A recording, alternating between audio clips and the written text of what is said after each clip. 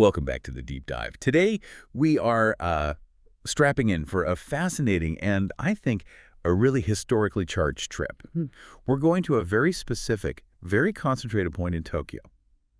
A small cluster of streets in Sumida Ward known as Hato-no-Machi Pigeon Street. And this isn't just a casual tour. We're really going deep into the raw kinetic engine of the post-war Japanese economy. Exactly. Centered entirely within that brief, intense, and often forgotten period known as the Akasen Jidai, the Red Line era. Right. And this specific district, Hato-no-Machi, it sort of captures the entire life cycle of that phenomenon, but in miniature. How so? Well, it was born out of destruction. It experienced this immediate, almost unbelievable economic boom, and then it became a cultural touchstone in literature and movies. And then, just as quickly, it vanished. Vanished. Instantly because of a national law. So for anyone studying Tokyo's, specialized historical districts, Hato-no-Machi is right up there. It's part of this tragic trifecta, really, alongside Suzaki and its older neighbor, Tamanoi. Essential chapters in the history of the lost Akasen. Absolutely. So our mission today, with this really dense stack of sources we have here, is to go beyond just the simple facts.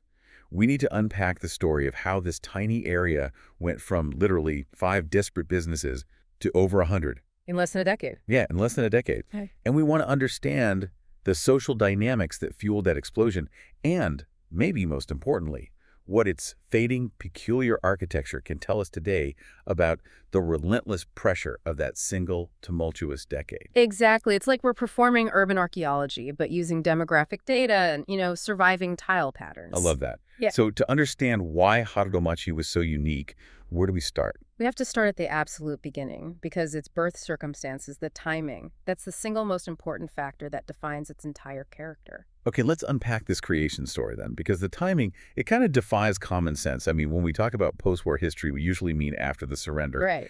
But Hato-no-Machi started operating during the war. Yeah, yes. The precise timing is absolutely fundamental. The date of its founding is May 1945. Wow. So think about that. The war is still ongoing, the air raids are relentless, major cities are still being flattened. So these operators weren't just moving to a new place. No, they were escaping one that had just been incinerated. This was survival. And where are they coming from, specifically? They came directly from Tamanoi, which was right next door in Sumida Ward. Tamanoi had been utterly devastated, just burned to the ground during the big Tokyo air raids. So these are displaced business owners. Displaced operators who had the capital and, I guess, the determination to quickly buy up the few surviving tracts of land in what would become Hato-no-Machi.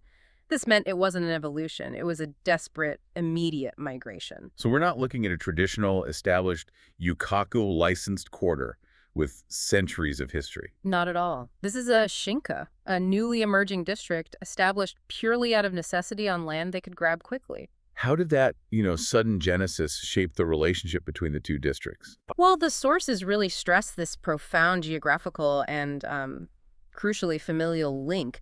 They were separated by less than a 30-minute walk. Both in Sumida Ward. Right. And because Hato-no-Machi was essentially created by refugees from Tamanoi, it operated like a sibling district. The knowledge, the operating procedures, even the building styles at first were just carried straight over. Which would guarantee a really rapid startup. Incredibly rapid. They had the expertise ready to go. But the conditions in the new district, they had to be a lot better, right? Right. Otherwise, why move? The sources paint a pretty horrific picture of Tamanoi.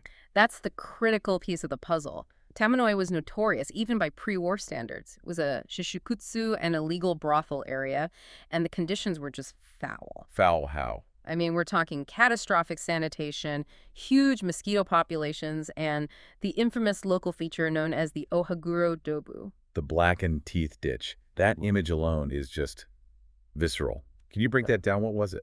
It was the main sewage channel running through the area.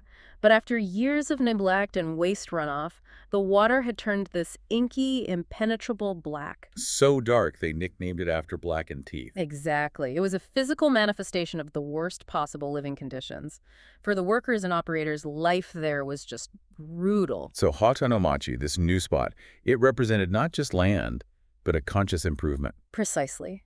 They saw it as a newly entered Shima, a clean slate.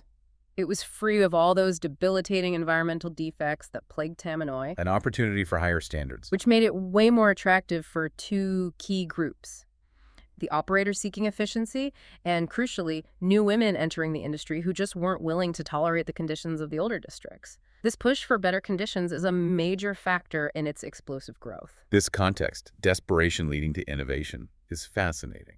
Let's pivot to the name itself, which feels so incongruous with the business being done there. It is. The original name was Terajima Sho Ikai, established way earlier in 1928, just a simple shopping street. So how does Hato-no-Machi Pigeon Street emerge from this setting of fire and desperation?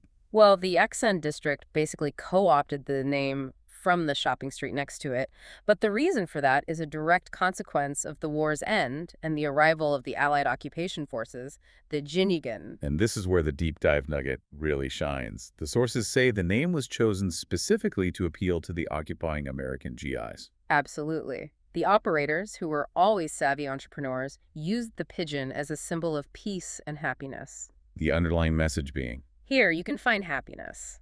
It was a euphemism for the services, of course, a direct attempt to capitalize on the valuable foreign currency being spent by the soldiers. And the most enduring part of the name is the linguistic fossil it left behind. That's right. The American soldiers started calling the area simply Pigeon Street, in English. And that was then translated literally back into Japanese. Literally. Cementing the name Atunya, Hato-no-Machi. It's a clear, permanent linguistic marker of that immediate post-war period and the cultural exchange defined by the occupation. But that relationship with the American military, the one that gave the place its name, was incredibly brief. Very brief.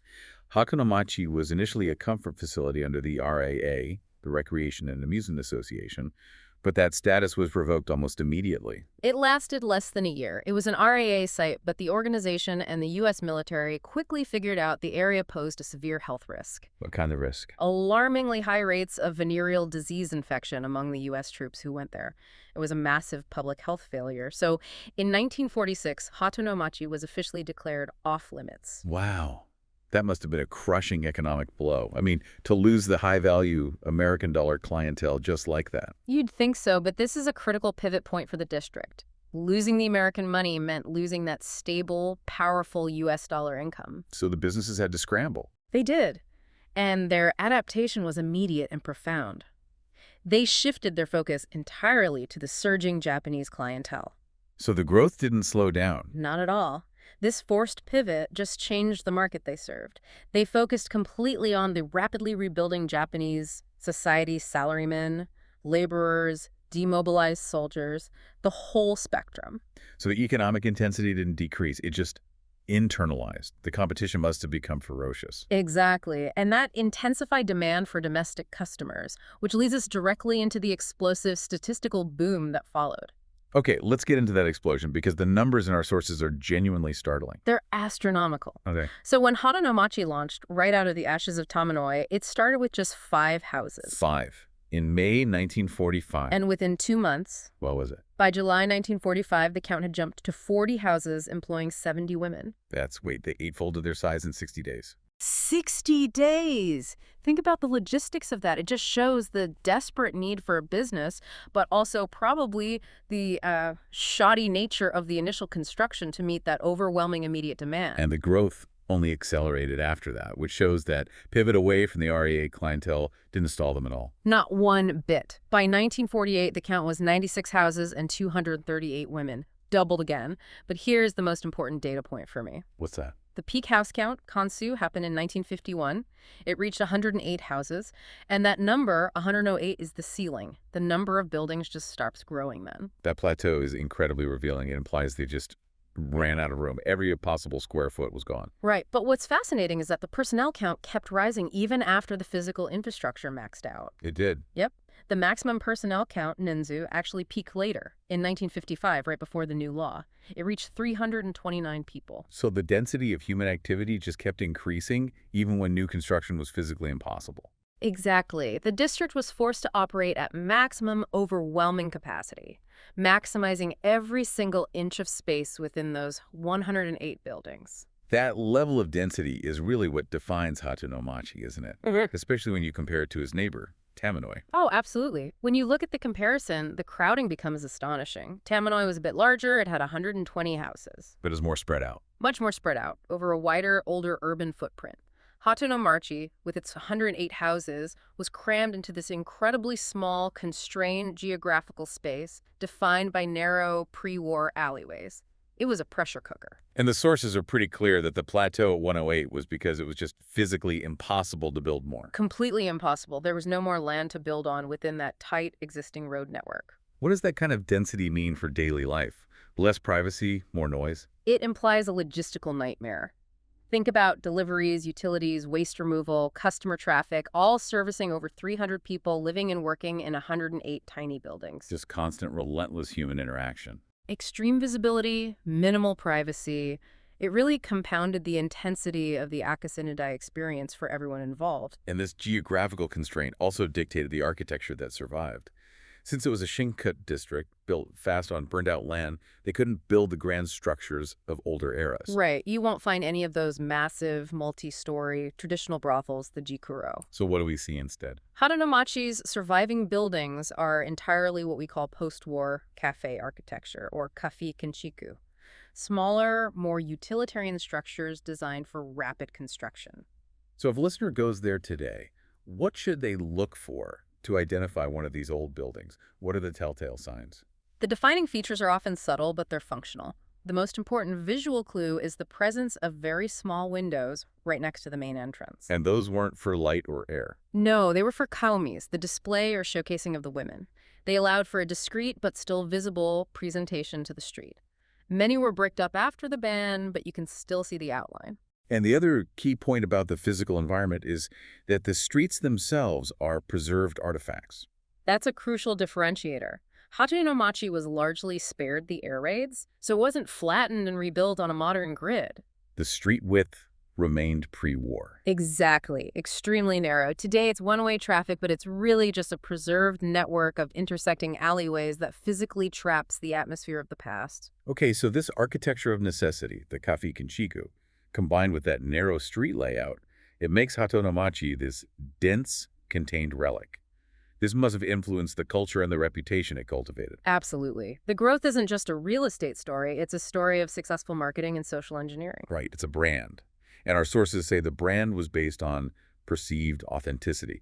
The clientele was drawn by the reputation that Hato-no-Machi employed women who were shiruto. Amateurs.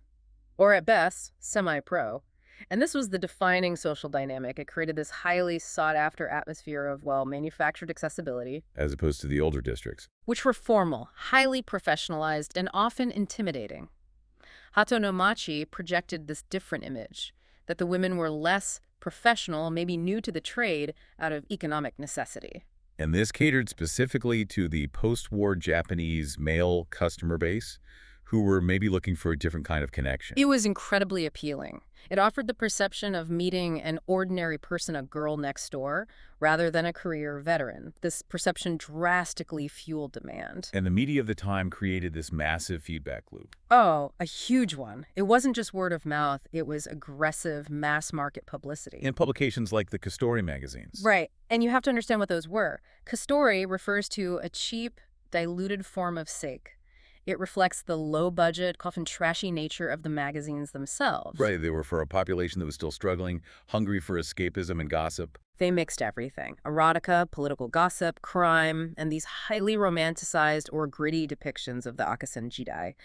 And Hato-no-Machi was featured constantly because it was new, dense, and had this unique amateur mystique. It was a powerful, self-sustaining branding exercise. Which brings us to one of the most remarkable operational details in the source material, a quote from a 1955 guide. Yes, the Yoru no Hozugais and Koku Anaiban, the National Guide to Nighttime Women's Streets. And it says, the nice thing about this district is that they let you relax until noon. That one line just encapsulates the entire economic model of Hato-no-Machi. Let's break that down. What does relax until noon really imply? In the context of the akasen jidai, that is a revolutionary concession. Older districts operated under brutal, relentless schedules.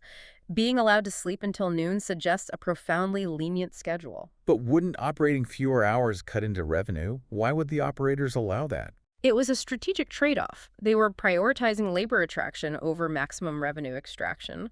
First, it let them attract the very shiruto or semi-pro women they wanted for their brand. Right, women who might have other responsibilities or just couldn't handle the round-the-clock grind. And second, it suggests they were targeting a specific clientele. The late shift worker, the evening reveler. So by offering better working conditions, they reinforced the amateur reputation.